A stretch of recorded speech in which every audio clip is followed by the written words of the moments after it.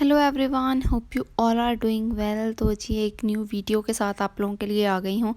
जैसा कि आप सब जानते हैं रमज़ान सीरीज़ चल रही हैं, तो ये है रमज़ान सीरीज़ का पार्ट 4, जिसके अंदर मैं शेयर करूँगी अपने घर की डीप क्लीनिंग, कि मैंने अपने घर की डीप क्लीनिंग कैसे की है। आप लोग भी मेरे साथ शेयर कीजिएगा कि क्या क्या किया है आप लोगों ने।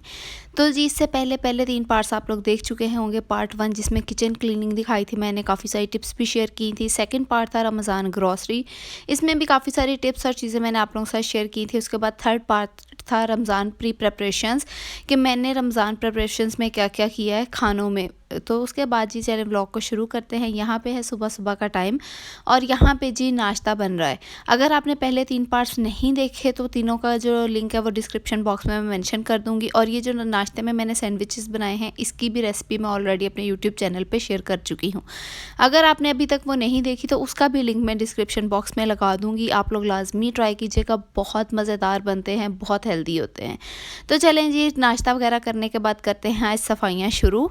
तो जी सबसे पहले यहाँ पे मैं जो है एक मैंने टब ले लिया, उसके अंदर मैं डाल रही हूँ गर्म पानी, क्योंकि हमारे घर में जितनी भी सफाई है वो गर्म पानी से ही होती है। क्योंकि मैंने अपनी अम्मी को यही करते देखा है कि मेरी मम्मा मुझे हमेशा यही सिखाती हैं कि जो सफाई गर्म पानी से होती है ना, ठंडे पानी से नहीं हो सकती। इसलिए यहाँ पे मैंने फुल गर्म पानी ले लिया है। उसके अंदर मैं वॉश कर रही हूँ जो आर्टिफिशियल प्लांट्स होते हैं हमारे घरों में। वो आर्टिफिशियल प्लांट्स जो होते हैं ना, ये पड़े रहते हैं, इन पे डस्ट वगैरह इकट्ठी हो जाती है। डस्टिंग जब हम कर रहे होते हैं ना, तो इन्हें जितना मर्जी झाड़ लो, इनके ऊपर से डस्ट प्रॉपरली क्लीन नहीं होती। तो आप लोग की पूरी जितनी मर्जी सफाई कर लेना, जब तक ये प्रॉपरली क्लीन नहीं होंगे ना, आपका घर साफ़ नहीं लग सकता। तो इसलिए लाजमी है कि मंथ में एक दफ़ा आप लोग इन्हें सर्फ डाल के अच्छी तरह से गर्म पानी में वॉश कर लें। उससे इनकी सारी डस्ट वगैरह निकल जाती है, बिल्कुल न्यू लुक वापस आ जाती है। ऐसा लगता है जैसे बस न्यूली प्लांट्स आप लोगों ने रखे हैं।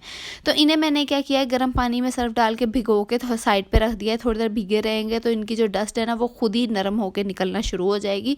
क्योंकि कपड़ों की तरह हम इन्हें मल तो सकते नहीं है, मलेंगे तो इनके जो शेप्स हैं वो ख़राब हो जाएंगी, इसलिए इन्हें भिगो के रख दिया है। उसके बाद जी सबसे इम्पॉर्टेंट चीज़ आ जाती है, रमज़ान की सफाई हो रही है। तो रमज़ान में सफाई करने का मकसद यही होता है कि हम इबादत कर सकें ज़्यादा से ज़्यादा।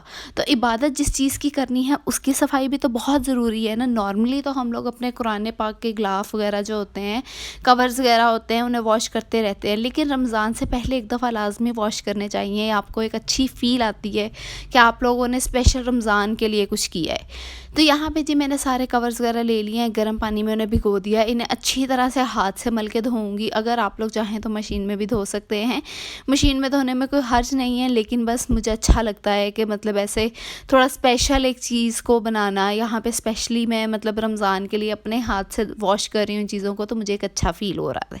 तो अच्छी तरह से मैंने हाथ से मल लिया है। और आप देख सकते हैं कि मैंने सारे जो कवर्स हैं ना, वो टब के कॉर्नर पे रखे हैं और टब को भी पहले वॉश किया है अच्छी तरह से, फिर मैंने इसमें कवर्स धोए हैं। क्योंकि जितना हमारे लिए पाक हमारा कुरान पाक है, जितनी रिस्पेक्ट उसकी फ़र्ज़ है उतनी ही रिस्पेक्ट उसके कवर की भी हम पे फ़र्ज़ है। तो इसलिए इन्हें ज़मीन पे आपने नहीं रखना। आप लोगों ने अच्छी तरह से टब्स को वॉश करके फिर इसके अंदर वॉश करना है। और दूसरी चीज़ जो आप लोगों ने लाजमी करनी है वो ये है कि आप लोगों ने इनका पानी जो है वो नालियों में नहीं फेंकना। नालियों में गंदा पानी होता है, तो बस एक दिल नहीं मानता। तो हमारे घर में हमेशा इसी तरह से होता है कि जब भी ये कवर्स वगैरह वॉश होते हैं ना, इनका पानी या तो प्लांट्स को डाल दिया जाता है, या फिर इनका पानी जो होता है ना, वो छत वगैरह पे फेंक दिया जाता है जहाँ पे पैर नहीं लगते। तो यहाँ पे आपके सामने है कि जो कवर्स है मैं वॉश कर रही हूँ और इसका पानी जो है वो मैं नहीं फेंक रही। इन्हें मैंने साइड पे रखा है। ये पानी जो है वो मैंने छत पे गिराया था, जहाँ पे कोई नहीं जाता, पानी पैर वगैरह नहीं लगते। ठीक है जी। उसके बाद बारी आ जाती है, जो बचा हुआ सर्फ था ना, उसी के अंदर मैंने वॉश किए हैं जाए नमाज। यहाँ पे मैंने क्या किया था, उसी सर्फ़ के अंदर जायनमाज़ को भिगो के रख दिया था। जितनी देर में मैंने कवर्स वॉश किए हैं, जायनमाज़ हो अच्छी तरह से भीग चुका था।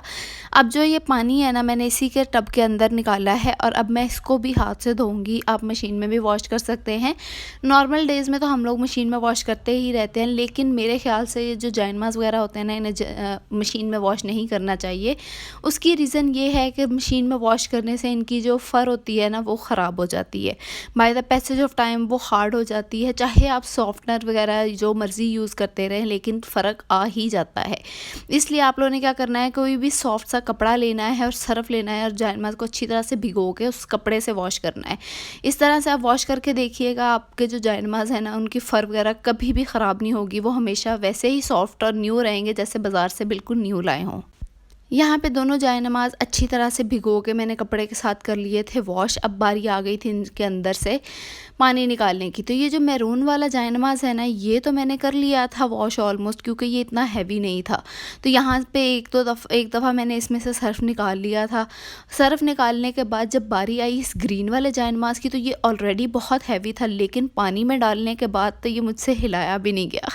तो यहाँ पे आपके सामने मैंने हिलाने की कुछ कोशिश कर रही हूँ, लेकिन मुझसे हिल नहीं रहा था। तो बाद में मैंने बुलाया अपनी सिस्टर को, उसने मेरे साथ लग के ये जायनमाज़ करवाए वॉश, और वॉश करवाने के बाद फिर जो है हम लोगों ने इन्हें कर लिया स्पिन। इन्हें स्पिनर में डाल के हम लोगों ने बाकी घर की सफाई शुरू कर दी। जितनी देर में ये स्पिन हुए, यहाँ पे देखें प्लांट्स जो है ना हमारे वो भीग चुके हैं, और ये देखें पानी में कितनी डस्ट निकल आई है। इन्हें अभी हम भीगे रहने देंगे जितनी देर ये भीगे रह सकते हैं। जायनमाज़ वगैरह को हमने स्पिनर से निकाल के फैला दिया था।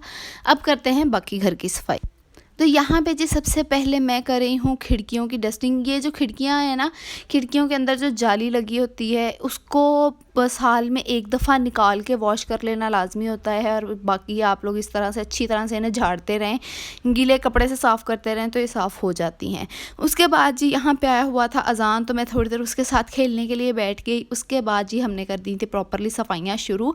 यहाँ पे जी मैंने ले लिया एक जालों वाला ब्रश, और मैं ये आपको दिखा रही हूँ कि जो वॉल्स होती हैं ना, दीवारों को साफ़ करना बहुत ज़रूरी होता है, चाहे उन पे आप लोगों ने पेंट किया है या कुछ भी है, क्योंकि पेंट पे भी जब डस्ट एक दफ़ा हवाएं चलती रहती हैं, जैसे कि आजकल आंधियों का मौसम आने वाला है, तो हवा लग लग के जो है हमारी वॉल्स के कलर चेंज होने लग जाते हैं, वो डल हो जाते हैं। तो जब तक हम दोबारा पेंट नहीं करवाते उससे पहले तक वो बहुत गंदी लगती है। इसलिए आप लोग अगर इन्हें प्रॉपरली साफ़ करते रहें तो वो इतनी बुरी नहीं लगती जब तक आप न्यू पेंट नहीं करवा लेते। उसके बाद जी यहाँ पे बारी आ जाती है जाले साफ़ करने की। तो ये देखें जी, कुछ टाइम ही अगर आप लोग ना करें ना तो जाले लग जाते हैं, और जाले लगना बहुत नहूसत है घर में, इसलिए जाले साफ़ करना बहुत ज़रूरी है मंथ में एक दफ़ा। उसके बाद जी यहाँ पे हमारे घर में जो एक्स्ट्रा लाइट्स वगैरह लगी होती हैं ना, जो हम लोगों ने वॉल्स पे लगाई होती हैं सीलिंग के अलावा, उन्हें उतार के अच्छी तरह से साफ़ करना खोल के बहुत ज़रूरी होता है, क्योंकि इनके अंदर भी डस्ट इकट्ठी हो जाती है। और उसके बाद जो हमारे सीनरीज़ वगैरह होती हैं, डेकोरेशन पीसीज होते हैं, इनकी सफाई बहुत ज़्यादा ज़रूरी है, ठीक है, क्योंकि इन पे ये जो चीज़ें हैं ना, ये डस्ट अपने अंदर इकट्ठी कर लेती हैं। ये इन्हें हम रेगुलर बेसिस पे साफ़ नहीं करते, लेकिन जब हम लोग होम की डीप क्लीनिंग कर रहे हों तब इनकी सफाई बहुत ज़रूरी है। उसके बाद जी यहाँ पे जैसे ये सीलिंग्स बनी होती हैं हमारे घरों में, इनकी सफाई करना बहुत ज़्यादा ज़रूरी है, चाहे आप एक मंथ में एक दफ़ा करें या फिर 2-3 मंथ में करें। तो इनकी सफाई अच्छी तरह से, ये जालों वाले जो ब्रश हैं, अगर आपके पास ये जालों वाला ब्रश नहीं है तो जो फूल झाड़ू होते हैं ना, जो नॉर्मली घरों में यूज़ होते हैं, उनके साथ भी आप कर सकते हैं। और ये देखें कि मैंने सिर्फ कॉर्नर्स में जो बने हुए हैं उनमें फेरने के अलावा पूरी छत पे भी फेरा है, ताकि जो छत के ऊपर डस्ट लगी हुई है ना वो भी ख़त्म हो जाए। तो छतें वगैरह हमारी हो गई थी सारी साफ़। उसके बाद बारी आ जाती थी पंखों की। पंखे साफ़ करना बहुत ज़रूरी है। मैंने बहुत से ऐसे घर देखे हैं जहाँ पे बाकी सफाई तो हो जाती है, लेकिन पंखों की सफाई निगलेक्ट हो जाती है, क्योंकि पंखे कुछ लोग कहते हैं ऊपर है, कोई साफ़ करने वाला नहीं है। लेकिन अगर आप थोड़ी सी हिम्मत करें ना, तो आप लोग खुद हेल्पर के साथ लग के ये काम कर सकते हैं, अगर आपके घर में कोई और करने वाला नहीं है। तो यहाँ पे जी मैंने चढ़ाया हेल्पर को बेड पे, बेड के ऊपर रखा एक टेबल, तो उसके साथ जी लग के यहाँ पे पंखे हमारे हो गए थे साफ़। पूरी सफाई में मेरी मदर इन लॉ और मेरी हेल्पर दोनों ने मेरी बहुत ज़्यादा हेल्प की थी, क्योंकि ऑब्वियसली घर की जो डीप क्लीनिंग होती है वो एक बंदा के लिए लग के कभी नहीं कर सकता। तो यहाँ पे जी हेल्पर ने पंखे वगैरह साफ़ कर लिए थे। पंखे साफ़ करना बहुत ज़रूरी है, क्योंकि ये जो छोटी छोटी चीज़ें होती हैं ना, यही आपके घर की पहचान होती हैं। बाकी नॉर्मल फ़र्शों की सफाई, इन चीज़ों की सफाई तो हर कोई कर लेता है, लेकिन जो सही सफाई होती है ना, वो इन्हीं चीज़ों से ही आपकी पहचान बनती है।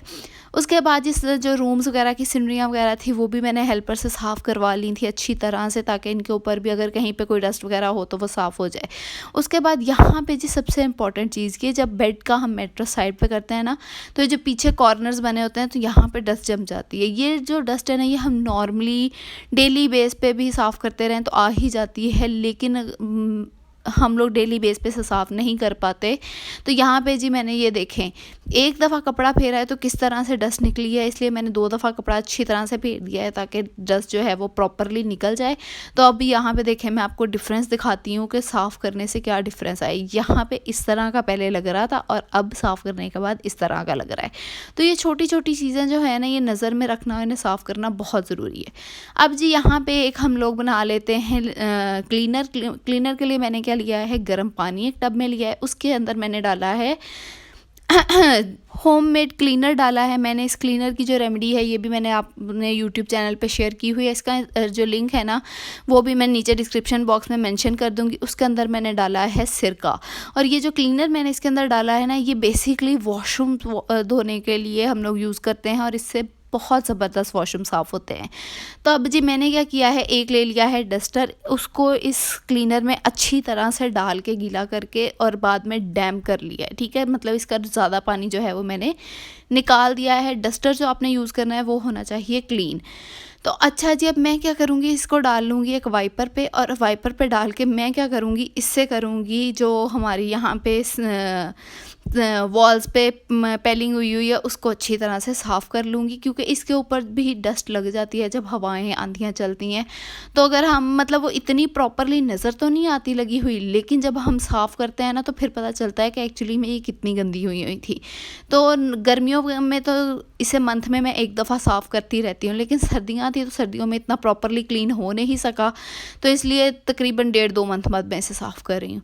इतनी देर में जी, जितनी देर में मैं ये साफ़ कर रही थी, हेल्पर ने बाकी का घर वॉश करना शुरू कर दिया था। उसने ये प्लांट्स वगैरह जो मैंने आर्टिफिशियल प्लांट्स पानी में भिगोए हुए थे, उसे मैंने कहा था ये भी वॉश कर दो, और पूरे घर को हम लोगों ने सर्फ डलवा के वॉश करवाया था। मंथ में एक दफ़ा पूरे घर को सर्फ डलवा के अच्छी तरह से मलवा के वॉश करना बहुत लाजमी है।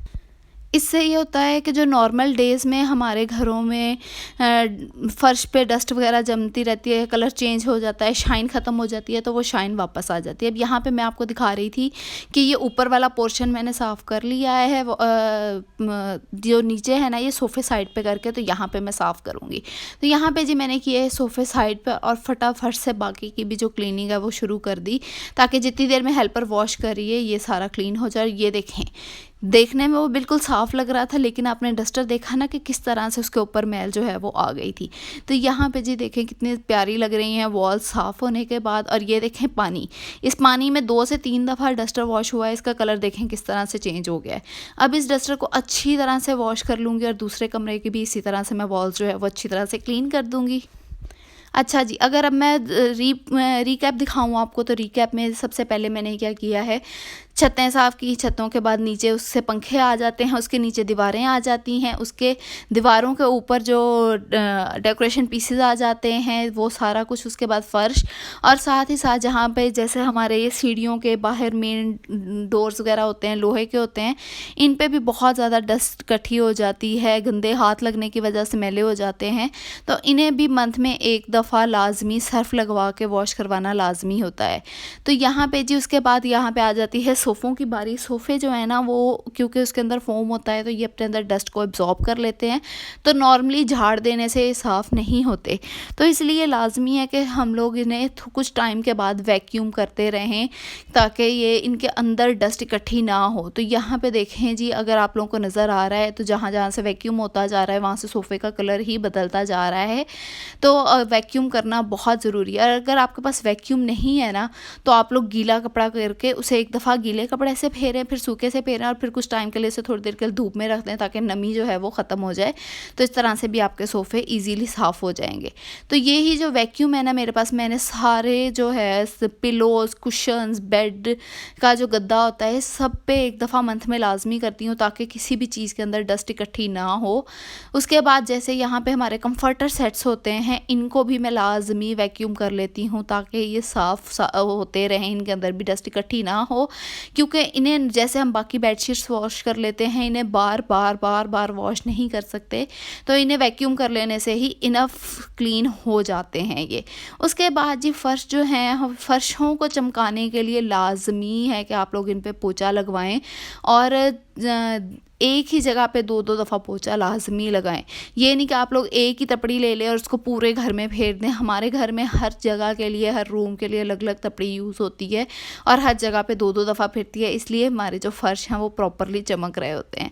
तो यहाँ पे ऑलमोस्ट सफाई जो हो चुकी थी ख़त्म। यहाँ पे प्लांट्स भी ड्राई हो गए थे, मैंने प्लांट्स को वापस उनकी जगह पे रखा और सारी चीज़ों को सेट वगैरह किया और घर लग रहा था बहुत ही खूबसूरत, और इनर सेटिस्फेक्शन की तो बात ही अलग है। तो जी यहाँ पे आप लोग देख सकते हैं कि घर साफ़ होने के बाद कितना प्यारा लग रहा था। आप लोग भी घर की डीप क्लीनिंग कीजिएगा और मेरे साथ शेयर कीजिएगा कि आप लोगों ने क्या क्या कर लिया है, क्या नहीं किया, कौन सी टिप्स अच्छी लगी, कौन सी नहीं, और इसके अलावा शेयर कीजिएगा कि और होम क्लीनिंग में क्या क्या चीज़ें मैं ऐड कर सकती हूँ। उम्मीद है आपको आज की वीडियो अच्छी लगी होगी। अच्छी लगी है तो लाइक शेयर कमेंट करना ना भूलिएगा। अगर आपने अभी तक मेरे चैनल को सब्सक्राइब नहीं किया तो वो भी कर दें और साथ लगे बेल आइकन को भी दबा दें ताकि हर नई आने वाली वीडियो का नोटिफिकेशन आपको फ़ौरन मिल जाए। और यहाँ पे जी अज़ान था तो शाम को फ्री होने के बाद मैंने फिर थोड़ी देर बैठ के अज़ान के साथ खेला, तो मैंने सोचा कि इसकी वीडियो शेयर कर दूं। उम्मीद है आपको वीडियो अच्छी लगी होगी। मिलते हैं नेक्स्ट वीडियो में, तब तक के लिए अल्लाह हाफ़िज़।